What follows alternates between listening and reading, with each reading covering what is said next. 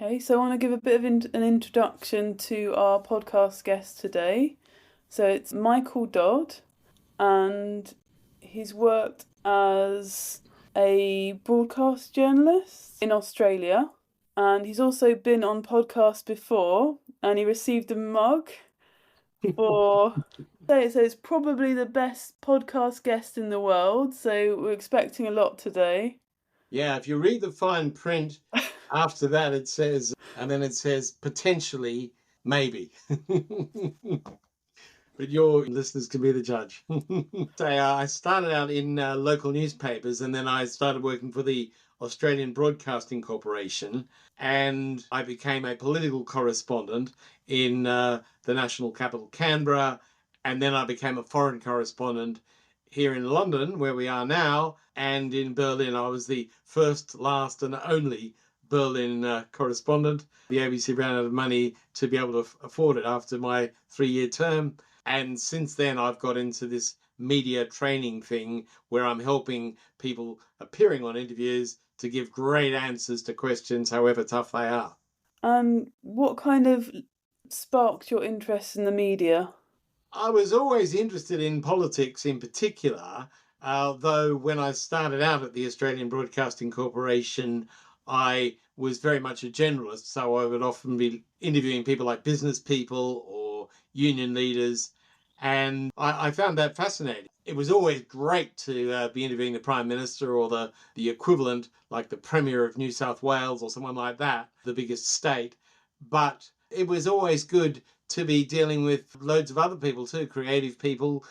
I used to find that actors were fantastic interviewees because you'd get that sort of va-va-voom engagement and emphasis on key words, and it was always great. I remember interviewing Judi Dench once, which was a bit of a coup. It wasn't an organised interview. She was there in London, and she was protesting against what was going to be a building that was going to close down the Rose Theatre, which was one of Shakespeare's theatres. And she and her fellow thespians were there singing their Save the Rose songs and doing interviews. I remember Judi Dench was a great interviewee. And I used to find actors and artists and people like that were particularly good. But eventually I ended up sort of focusing mainly on politicians and trying to get them to tell the truth while giving great answers, which they sometimes did and sometimes didn't. And as a correspondent interviewing non-Australian politicians, like many I interviewed in Germany or in Eastern Europe or here in the UK, that was a great experience. And you got to open a lot of doors for yourself by doing that. What was Judi Dench like as a person, apart from being a great interviewee? Well, just very cooperative. I mean, the thing about actors and actresses, I think she would call herself an actor, not an actress, but the thing about them is that they're used to being in the spotlight on stage or on screen, and they kind of know what an interviewer wants. And I remember I just needed a short burst for an Australian Broadcasting Corporation radio program, the equivalent of probably the Today program on Radio 4 or PM on Radio 4.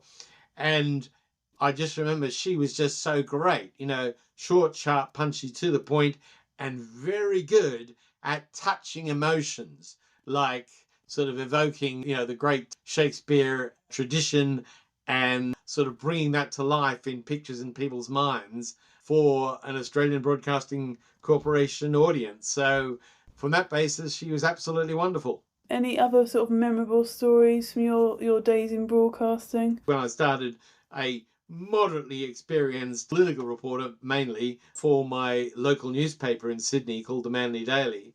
And they were really good at training us in the first few weeks. Typically, you'd come to work, and after the programs went to air, and you'd be doing various things, editing, and occasionally on a good day, doing an interview yourself. But we would do training interviews, and they would show you how to put maximum pressure, particularly on people who are trying to avoid giving direct, straight answers, which I think politician, you wouldn't be far wrong there. And so I learned at a very early age in broadcasting that if you're trying to get great answers out of people and put them under maximum pressure, you only ask questions. And it's probably a bit different from the tradition of podcasting, but if you're trying to put someone under pressure, if you just ask questions but don't comment, like sometimes I see BBC reporters very occasionally breaking the rules where they're saying, oh, that sounds like a good idea, or I agree with that, or things like that, which we were trained never, never, never to do that. And when it came to interviewing politicians, the magic of that is that you, as the interviewer, keep the power. You just ask a question, and if they say something that you don't believe in is true, you don't say that's not true or that's rubbish. You shouldn't say that. You'd be saying something like, what would you say to someone who has made a study of this, Mr. Politician, and actually found X, which is different from what you're saying? So you're putting it in the form of a question, and that keeps the pressure on them. And sometimes they just explode.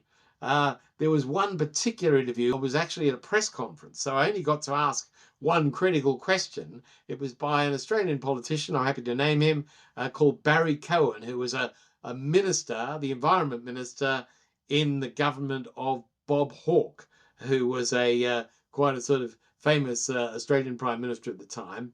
And Barry Cohen, in this press conference, was criticising another party leader. It was a leader of what was known in Australia at the time as the Australian Democrats. Very roughly, they're the equivalent of the Liberal Democrats here in Britain. And Barry Cohen was criticising the leader of this party for not spending much time campaigning in a by-election that was going on in Queensland, in the north of Australia. And he was getting quite wound up about this, and as if this was a great crime that a political leader who was one of his opponents should be spending more time in this particular by-election than he was, that Barry Cohen thought he should. And I asked the question, which was just a question, not a comment. Oh, Mr. Cohen, how long have you spent campaigning in this by-election? Now, the answer, I don't think he actually said that, was clearly 0, but he just exploded in this sort of volatile rage about what an outrageous question it was. And after that, he actually put me on a banned list that he had of people who he wouldn't give interviews for, although he eventually did break that, and I did get a one-to-one with interview with him at some stage. I remember the TV people saying, oh, this is great stuff, we're going to run big on this, because he just lost it. And I did find when I came to Europe, particularly, funny enough, with sports people, where they would often just have a press conference for everyone after the match, particularly cricket matches, I was particularly interested in. And I used to find that this sort of political skill of not making an allegation, but just asking a pertinent question without making any comment around it, could get the same result. I remember asking the Australian cricket captain at the time, Ricky Ponting, just after he'd lost the Ashes, which is really important to Australia and England in cricketing terms. I remember asking him, are you considering resigning, at the press conference? It was at the Oval Cricket Ground in London. And he did the same thing. He just exploded in rage and making sort of snarky remarks like, you seem to think you know a lot about cricket or something or other. Obviously, Ricky Ponting, as the Australian captain, knew a lot more about cricket than I did, although I know quite a bit. But I wasn't claiming that. You know, he just kind of exploded in rage because I'd asked a very pertinent, short, sharp question. And I found as an interviewer, that was great. And when I teach people, like I do now, to the interviewees, I'm typically getting them not to explode with emotion, but to give short, sharp, punchy, truthful, of course, and interesting answers that will mean that the media will want to invite them back and do more interviews with them. Because I've been reading through part of your book, and you not only sort of look at media personalities, you also do stuff around job interviews and around kind of employment situations. I broadened it, which wasn't so much my initiative. This came from a chief executive group. I do a lot of talks for chief executives who typically where they come together once a month for meetings and for guest speakers like me, and they've got half a day to sort of pick your brains and hear what you've got to say. And I remember the Academy of Chief Executives got me to do a demonstration thing in front of a crowd. And it was quite memorable. I did it with the compere, and we sort of did this mock interview where he gave bad answers, and then I showed him a few tricks about how his answers could be a lot better, and we did it again. And I remember him saying afterwards, I mean, this went down quite a storm because I got a lot of bookings after this, but he said, Michael, a lot of chief executives don't want to go anywhere near the media. If they're small and medium-sized companies that they're running, they often are scared of the media, and the last thing they want to do is go before the media. But he said, what I've found is that they really want to do more about your golden formulas on giving great answers to tough questions from anywhere. And he said the really tough questions that they were most scared of were questions from their own employees. Because if the employee asked a question, they would typically, let's say, know where the bodies were buried. They would know really what they were talking about. And so if the chief executive didn't give a good answer, they would look stupid. And the chief executives knew that. And he said, Michael, can you help them for other things? Can you help them for when they're having a meeting with their own team and their own team are asking them tough questions?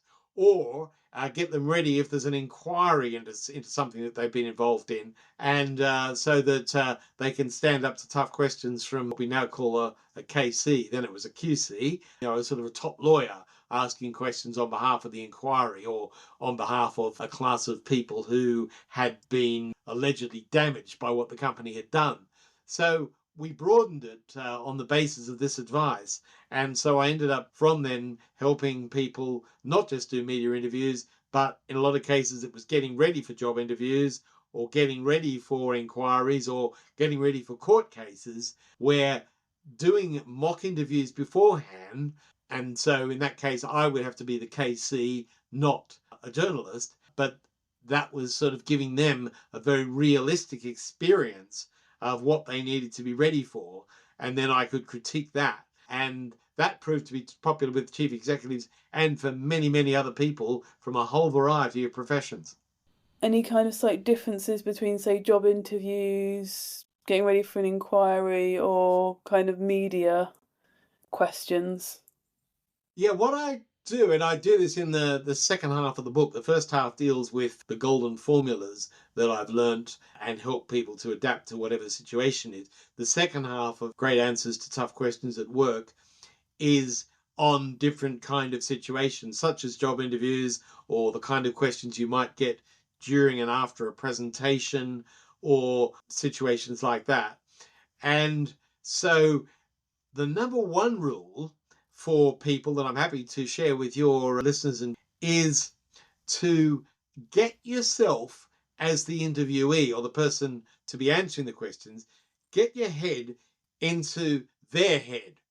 And it's all about empathy, really. If you can actually think, right, I know what, let's say, what journalists need to make a great interview for a program. So they want it to be bright and punchy and fascinating, but also probably quite succinct. But in a legal inquiry, then you've got to get yourself into the mind of the lawyer who's going to be asking you tough questions, but also possibly the head of the inquiry, the sort of equivalent of a judge or magistrate. You've got to get your head into their mind and think, what do they need from me in order to be convinced that the case that I'm putting is good?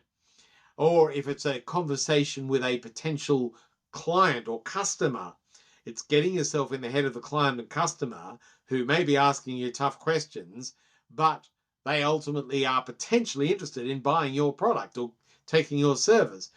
What do you need to say to them to convince them? So wherever your tough questions are coming from in life, if you can get your mind into the mind of the asker, or quite often another audience, which is a wider audience. So if you're visiting a company board, for example, maybe they're as a salesperson. So you're getting questions from the chair of the board and possibly from other questions around the table. And what you want to be thinking about is, well, what do I need to be saying in answer to their question that will impress them, that will make them think, well, we better do business with this guy because he knows what he's talking about. And so what it's all about is being able to think like someone else can think, and also to think in advance, because really good answers to tough questions are often ones where the person who's being asked the tough question has actually thought about that question in advance.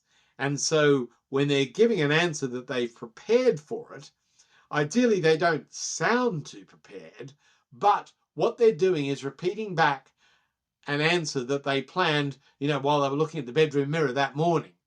And so it's typically, it starts well, it's got a good example in there, and it's fascinating and hopefully helpful to listen to. And so when I'm training people, whether it's for me or for job interviews or whatever it is, I'm saying, get into the mind of your questioner and any wider audience, such as those other board members around the table, and make sure that you're saying things which the asker of the question and the rest of the audience will want to listen to, will want to know about. And if you do that, then you're on the road to giving great answers to tough questions. It talks in the book about stories, so I suppose stories are something which helps people kind of empathise more and also makes something that much more memorable. There's a stat about, I can't remember the actual figure, but there's so many times more likely to remember if there's a story attached to something. That's absolutely true. So when I'm training people to give great answers, typically what I want is, we call them stories, but they're basically real life examples. So if you can actually think before your interview or before whatever occasion it is, let me think of some real life examples so that I can bring it to life in your mind.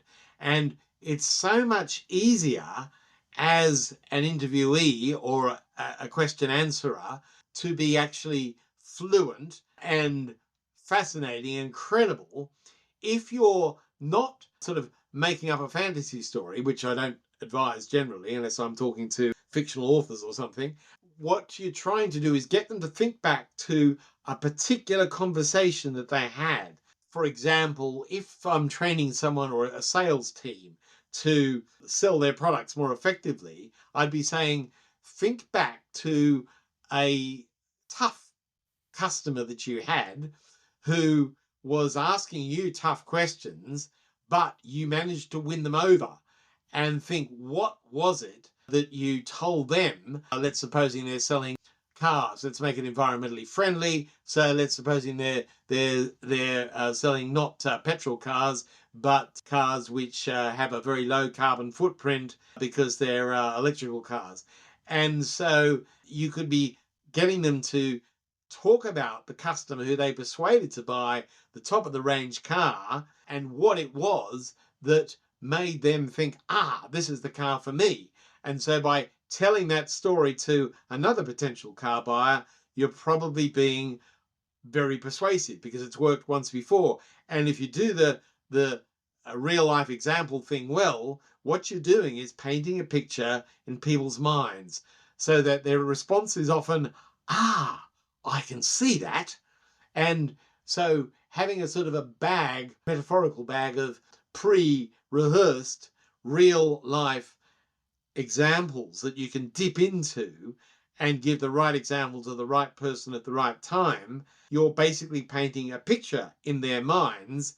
And when it comes to sales, then you're much more likely to get them to be buying because they can really, literally see what you mean. And would you like to read a few bits from the book for the audience? Yeah, I picked a bit out for you as you signaled that you might be interested in that. So this is from Great Answers to Tough Questions at Work by Michael Dodd, published by Wiley. It's on Amazon and is also available on the Wiley website, Wiley. But Amazon is probably the simplest, quickest way to get it if it takes your fancy.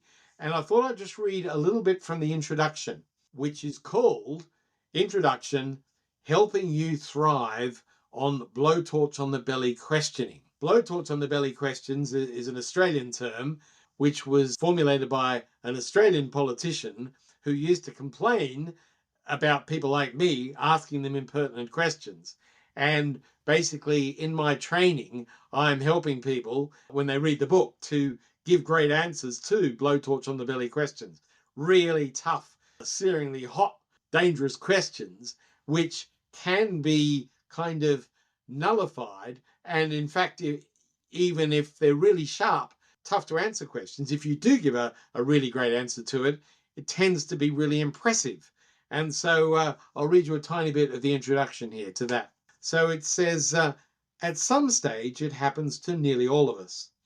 We're asked a question by the boss, a job selection board, or by a potential client, and we say something really stupid, or wrong, or self-defeating.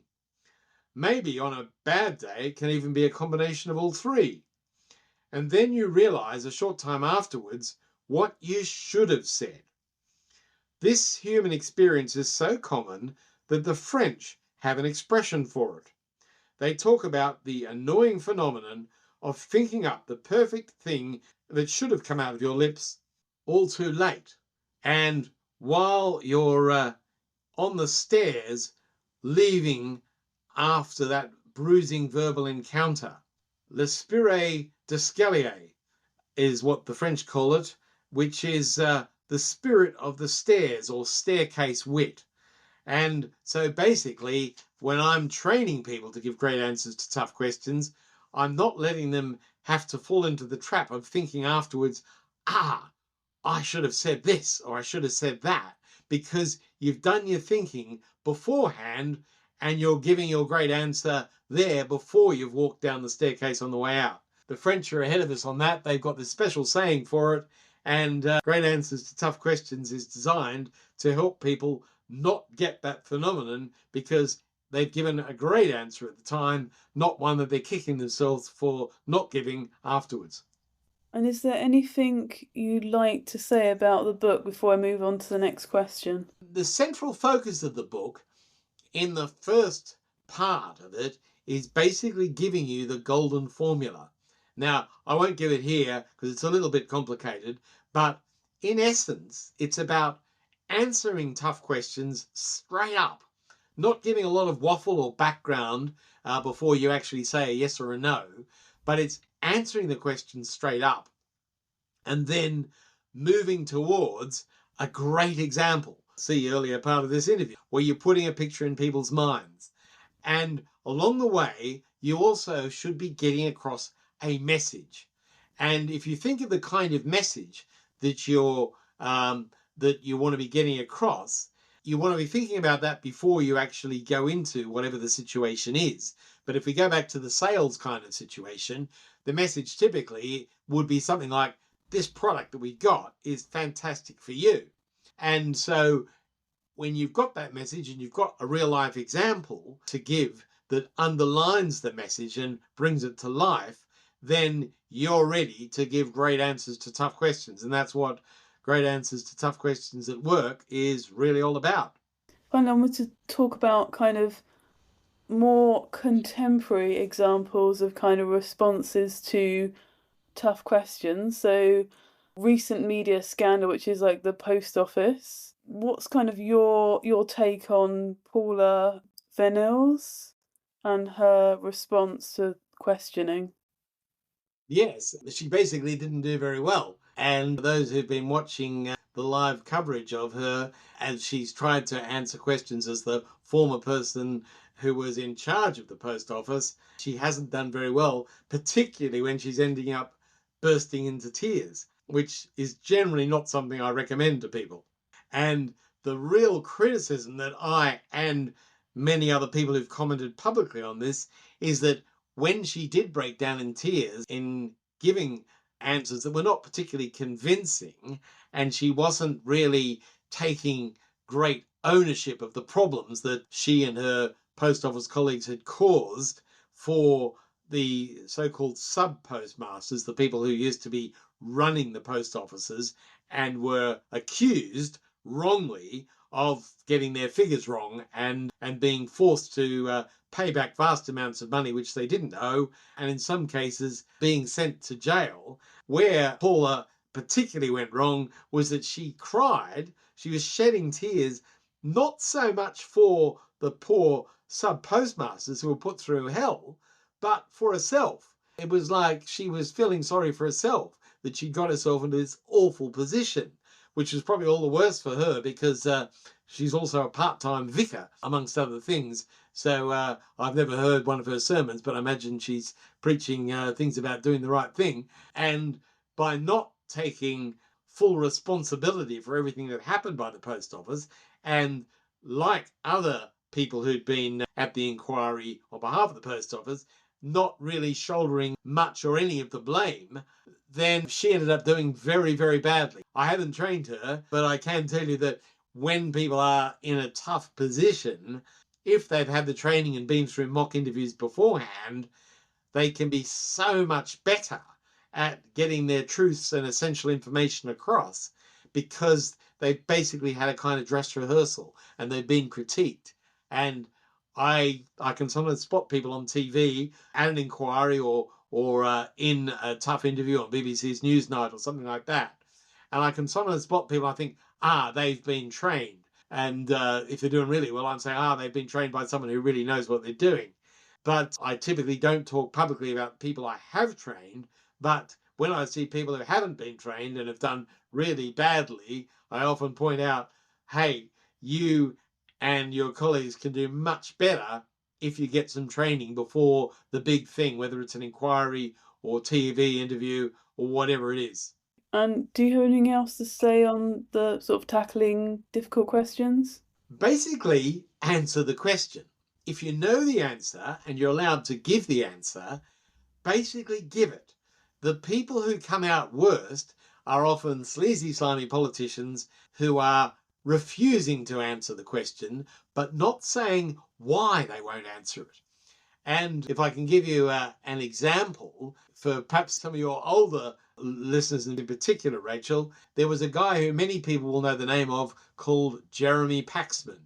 Now, he was effectively trained by the BBC to be a blowtorch on the belly question, although that's an Australian term, so he probably didn't know he was asking blowtorch on the belly questions. But at his peak before he retired, when he was on Newsnight, politicians used to be very, very scared of him. And one of the things I mentioned earlier that he did quite well on the whole was to mainly stick to asking questions. He would occasionally make a comment and he would occasionally snarl for the camera or whatever, which made great television. But he basically stuck to keeping the pressure on the politicians. And a lot of them did really badly. And there was one particular case, a guy called Michael Howard, who at the time Jeremy Paxman did his most infamous interview with Michael Howard. Michael Howard had a senior position in a Conservative government. He was Home Secretary.